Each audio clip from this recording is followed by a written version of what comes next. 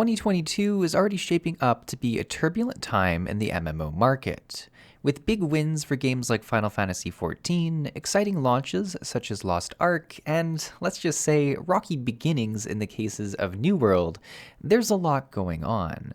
However, two veteran MMORPGs have yet to reveal their full hand for the coming year. On the one side, we have World of Warcraft, the one MMO that even non-MMO players know exists. The game has had a rough, I was going to say start to 2022, then I was going to say a rough year, but really it's been like a rough 3.5 years, or at the very least since BFA launched in 2018. Shadowlands, the controversy surrounding Activision Blizzard, and the mass exodus of content creators in 2021 has really marked the game's lowest low in recent history. But there is still hope. With Microsoft's recent acquisition of Activision Blizzard and rumors of the next WoW expansion being leaked every other day, it would seem that the WoW community has not quite given up hope yet. And to be fair, I agree with one core sentiment. It would be very hard for things to get any worse. On the other side, we have Guild Wars 2, the next generation of MMORPGs that was originally launched in 2012 with the goal of shaking up the way things are done in MMOs. 2022 is a big year for Guild Wars 2 as its third expansion, End of Dragons, should launch at the end of February and bring new content and exciting features to the game. Now, it's not all sunshine and rainbows on this side of Tyria. The game seems to constantly be in a state of identity crisis, with the largest decisions, such as if there will even be a next expansion, constantly being second-guessed. Add to this, long content droughts are pretty much everything that isn't new maps and farmable meta events, and you have a picture of some of the game's core troubles. The biggest issue I have with all of this is that the core content the game does deliver is incredible. You'll see me rave about how good the game does in some of the following comparison categories, but it's all for nothing if there's no long-term vision for the game's future. Will Guild Wars 2 finally get its ducks in a row for 2022? We'll have to wait and see. In this video, we'll be comparing these two titles head-to-head in many important MMO categories. This includes looking at things such as combat, story, leveling, PvE content, PvP content, open world content, and even character progression systems, with the end result hopefully being a better understanding of which of these games appeals more to you and your tastes in 2022. Now, just before we dive into this first comparison category, I should mention I am a Guild Wars 2 or ArenaNet partner. Does this mean I won't say anything bad about Guild Wars 2? No, as you've probably already seen in the introduction, but you'll see throughout the rest of the video, I have no problem saying the good and the bad. What this does mean is that there are two sponsored links in the description section below. If at the end of the video you do want to try out Guild Wars 2, you can use one of these links to create a free account, and it does support the channel, or you can use the other one of these links to purchase any of the expansions, including the End of Dragons expansion, and it also helps out the channel. All that said, let's dive into the comparison. We're going to start off with combat, one of, if not the most important elements in any game, and one of the biggest differences between these two titles.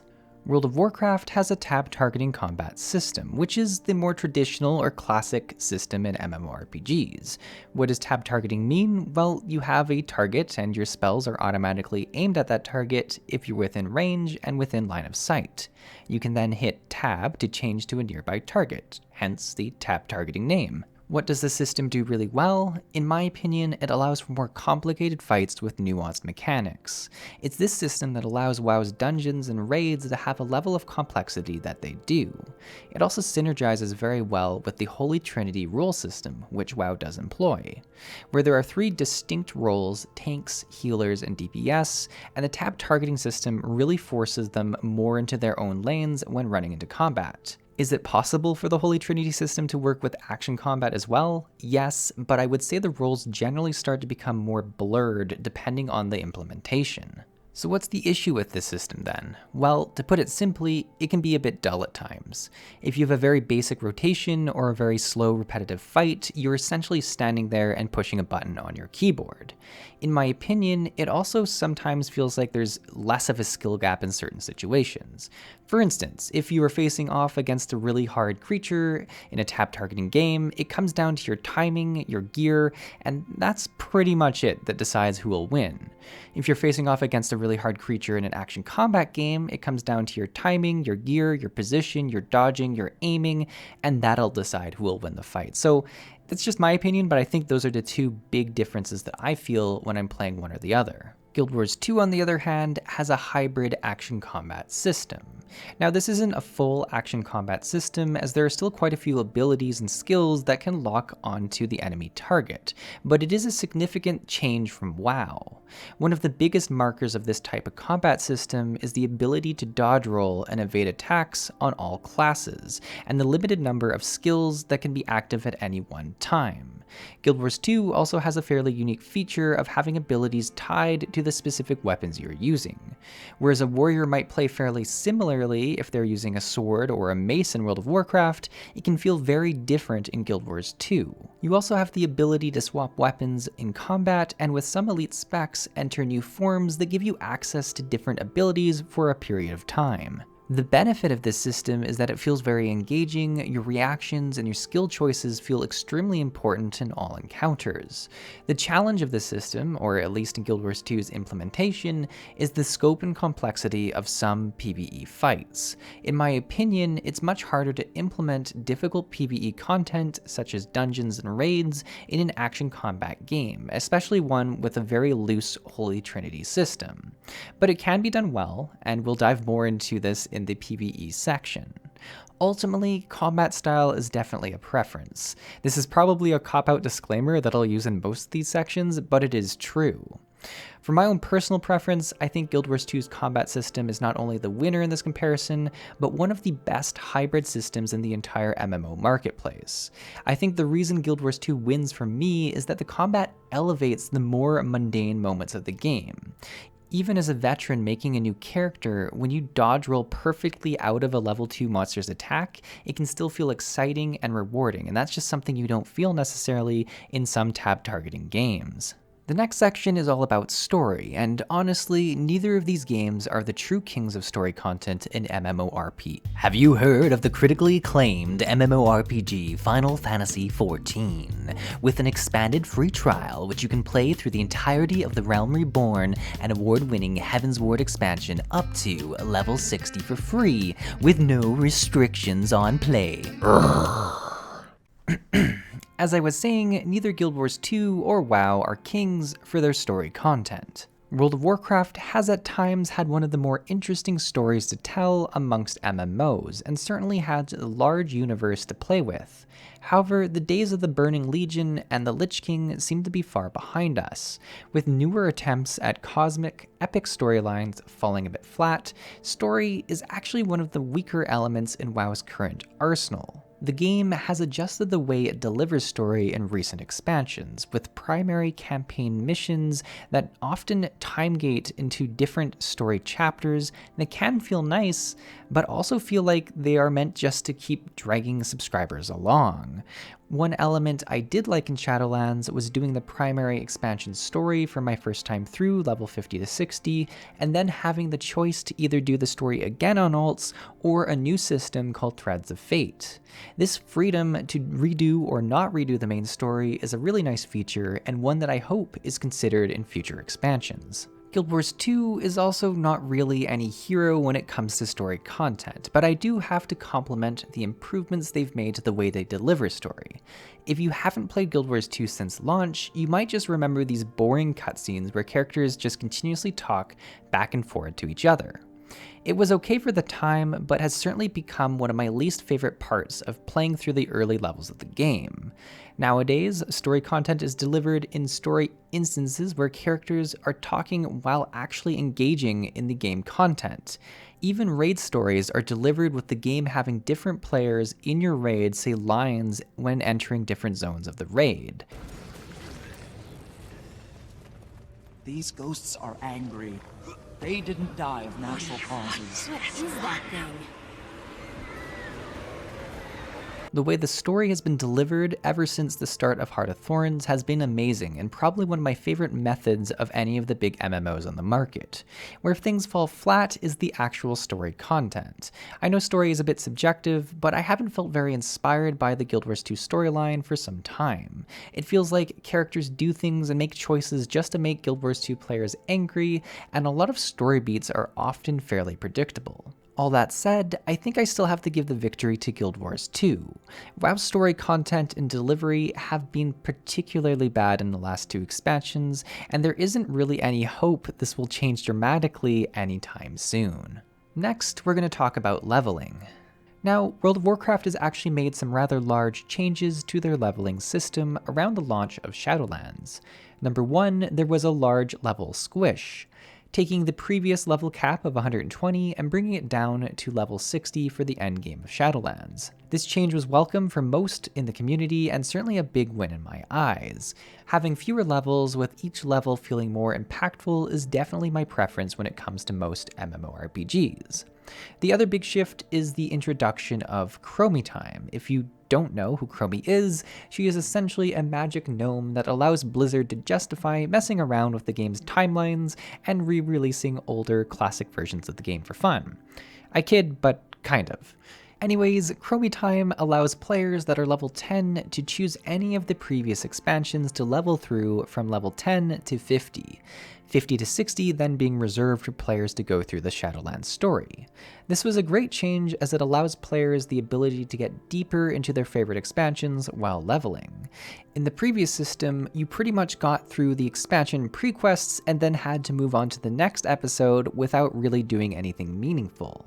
The biggest difficulty with this is that new players only learn about a small amount of the game's past stories, making it very difficult for Blizzard to rely on new players knowing the story of every past expansion. In terms of actual leveling content, things have stayed pretty much the same. You can quest, run dungeons, do battlegrounds or arenas, and even leveling through gathering professions. It is also really easy to group up with friends that are different levels to complete most of these instanced activities. It is essentially the same WoW leveling experience, just condensed. Guild Wars 2 strived to make the MMO leveling experience different, and it has mostly stayed that way. In one word, you level your character in Guild Wars 2 by exploring. Be it discovering waypoints, points of interest, vistas, events, or completing area hearts, you're getting experience for your character. There is also dungeons, PvP, and World v World that can be effective ways to level your character solo or with friends. The one thing I will say is it does feel a bit rough these days to be a completely new player leveling your character in the open world and seeing other level 5s zooming around on their mounts and gliders. These are features that have been added in Heart of Thorns and Path of Fire, and they make traversing the world extremely different for players with access to them. Though in traditional MMO fashion, it simply gives new players something to look forward to. Guild Wars 2 also delivers story content while leveling by having players complete personal story instances every few levels. Remember that old terrible story delivery system we were talking about? Yes, that's still the deal from levels 1 to 80. The last thing we should mention is that Guild Wars 2 doesn't raise its level cap. Max level has remained level 80 since the launch of the game, with future progression increasing mastery level, something we'll talk a bit more about in the progression section. Conversely, World of Warcraft usually raises its level by about 5 to 10 levels every expansion. So who's the real winner then? Well, I'll say the initial level experience is more enjoyable in Guild Wars 2, but as a veteran player, I actually haven't had to level in years. I literally have hundreds if not thousands of Tombs of Knowledge, which grant characters 1 level each, in my bank waiting to be used for something. WoW will always have more leveling, and I enjoy leveling in MMOs, so I think I need to give WoW the win in this section. Time to look at the content. We're going to start off with the PvE content that both games offer. World of Warcraft has a large quantity and variety of PvE contents for everyone to enjoy. From dungeons to the Mythic Plus system, these weird mega dungeon things, raids, pet battles, I don't really know what these do, but there's a weekly quest for them every month, so they must be important, and then Torghast, which I'm pretty sure everyone's hoping is not on this list in the next expansion. All that said, there's a ton of different activities for people to enjoy. I usually play with 2 or 3 different friends, and we have fun going through all of these different types of content. Dungeons are great because they're there throughout the leveling process and kind of get you to the end game and just basically start getting you into the end game content. The Mythic Plus system then takes these dungeons and makes them much more hardcore, giving a scaling difficulty system that continues to go on and push you and push you and push you.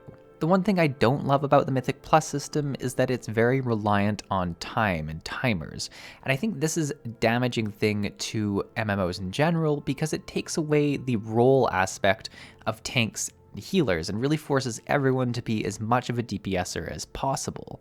I think it would be very cool if the timer was maybe on a weekly affix, so sometimes it is really important to be within time, and other times you can just be very tanky and really focus on more of those support roles. Mega dungeons are another thing that I find kind of weird in the current World of Warcraft. I think they were initially launched in Legion and have been a part of the game for the last 3 newer expansions, and I find their place in the endgame content very difficult because they're kind of a mix between raids and dungeons. They're like 5-player content but have up to 8 bosses, and they're released as their own thing with like their own gear level, and then eventually split into 2 dungeons that will be in the Mythic Plus system, but when it's initially released, they don't count as the Mythic Plus system. So when they're initially released, it's kind of like this exciting thing that you do like 1 or 2 or, maybe like 5 times.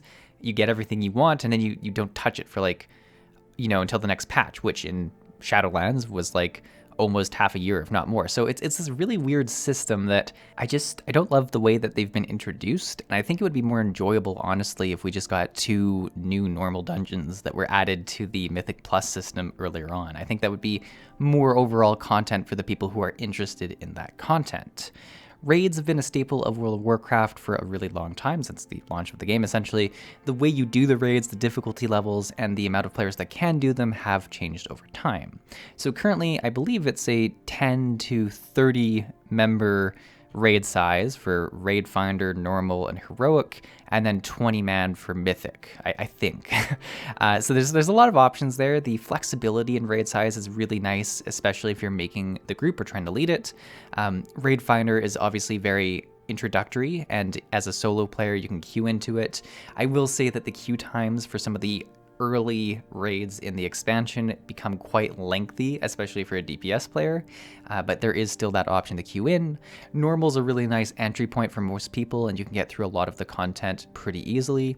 Heroic is a nice jump up in difficulty for those who are looking for more of that challenge, and then Mythic is that truly elite version where you see the world first raced, and kind of that really intense part of World of Warcraft. Pet battles are something I really don't have much experience with. I just added them to the list because I know that they are something that are featured on a regular weekly quest, and they are something that people sometimes use to level through the game.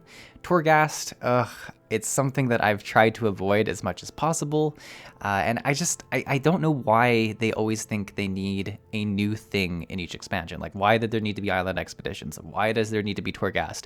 Why can't they take that time and just make an extra 3 dungeons or an extra 2 raids? Like, I don't get it. I don't know who is asking for it. Like, would it not just make more sense to make more content that they know people actually like? And anyways, I'll leave it there. Instance PvE content is one of the areas where Guild Wars 2 struggles a little bit more. One of the big things to note with Guild Wars 2's PvE content is the replacement of old content with newer systems. So for Guild Wars 2, we had the dungeon system that was initially launched at the release of the game that then transitioned to Fractals of the Mist. We had the raid system that was launched with Heart of Thorns that has gradually changed into strike missions. And then we also have adventures, which are more of these open world mini games that are fun to play.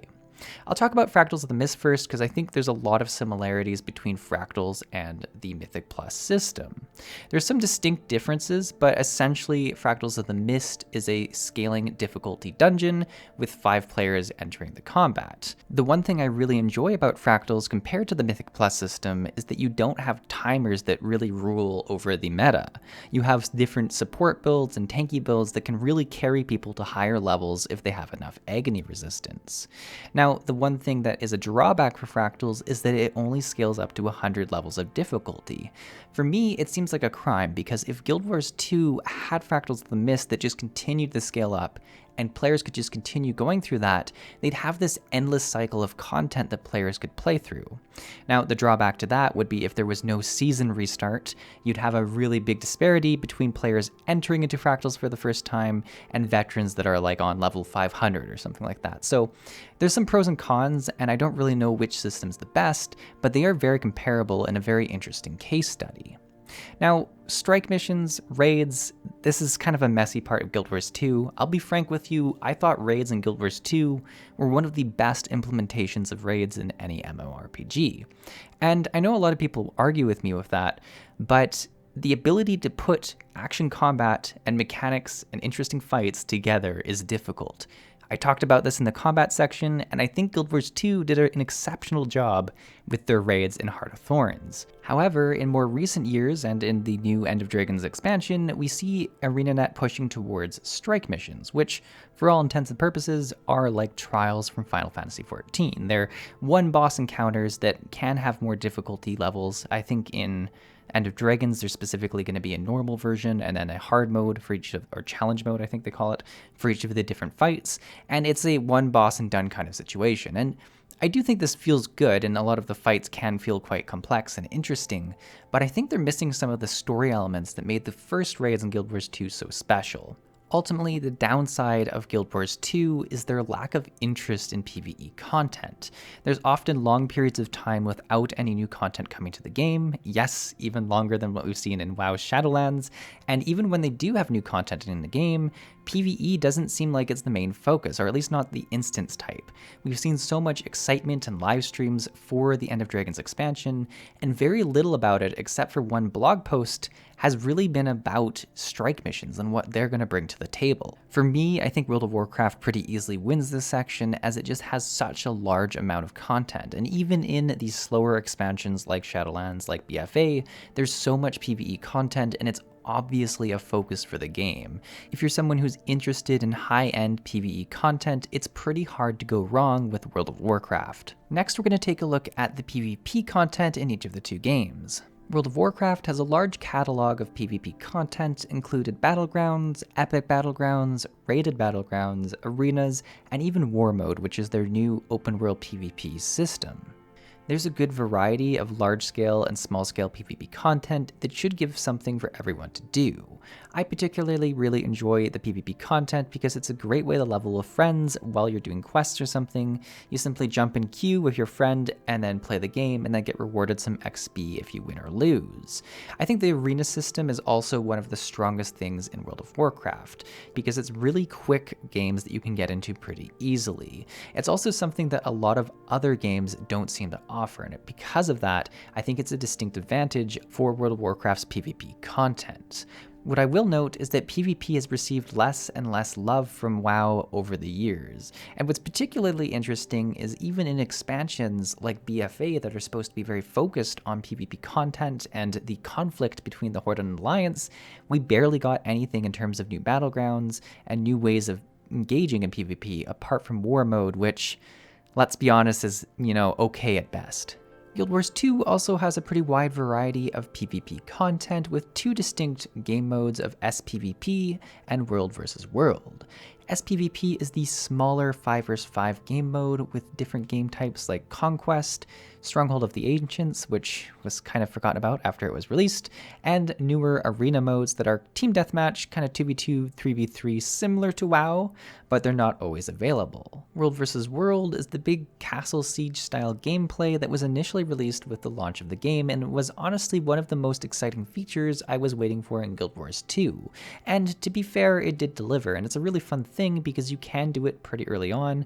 I mean, you can do all of this PvP pretty early on in terms of level, but it is a really fun open world type of PvP where you do get to experience small scale battles as well as these huge large armies fighting each other and taking shots with trebuchets and different war machines like that. Similarly to WoW, I don't think PvP has been one of the biggest focuses for content in Guild Wars 2, but it has received continuous updates in terms of game modes as well as new maps for existing game modes since the launch of the game. Overall, I think I have to give this victory to World of Warcraft, as it just simply has a larger catalog and different modes of PvP that are available. That being said, I do think that action combat does jive better with PvP and can make the most mundane PvP battles feel pretty epic. So if you're ever in Guild Wars 2, I'd definitely give PvP a try. The next section is all about open world content, and I'm going to be pretty honest right off the bat here that it's Guild Wars 2 that wins this section, and it's not really even that close. World of Warcraft does have open world content. You have side quests, different world quests that you can do if you actually truly enjoy that, and rares and different achievements that you can go and collect and hunt. Guild Wars 2 has hearts, dynamic events, meta events that even include whole map events that take hundreds of players to do, collections and different map completions, and jumping puzzles if you really want to test your wits. I think Guild Wars 2 does open world better than anyone, and I think ArenaNet knows it. Once again, where the problems with a lot of other content in Guild Wars 2 is consistency and long gaps of new content, there's almost always a new map coming to Guild Wars 2, and they really emphasize the exploration and open world events in those maps. So to reiterate, this section's a pretty clear win for Guild Wars 2. Our final comparison section is all about character progression, and very similarly to combat, this is distinctly different between World of Warcraft and Guild Wars 2. World of Warcraft relies on a vertical progression system, which essentially means player power is going to continuously increase, be it through levels, item levels on gear, covenant levels in Shadowlands, or different items like legendaries and stuff like that. You're always becoming more powerful with every patch, with every expansion. Guild Wars 2 has horizontal progression. There's leveling that you do at the start of the game from 1 to 80, and then 80 is the max level forever after. Now, there is some gear progression that does happen when you first hit level 80, going from rares to exotics to ascendants, and then even up to legendaries if you want, though I should mention that legendaries and ascendants have the same power level. There's just a convenience and a flashy factor that comes with the legendaries, but you pretty much stay at that ascended or legendary power forever after.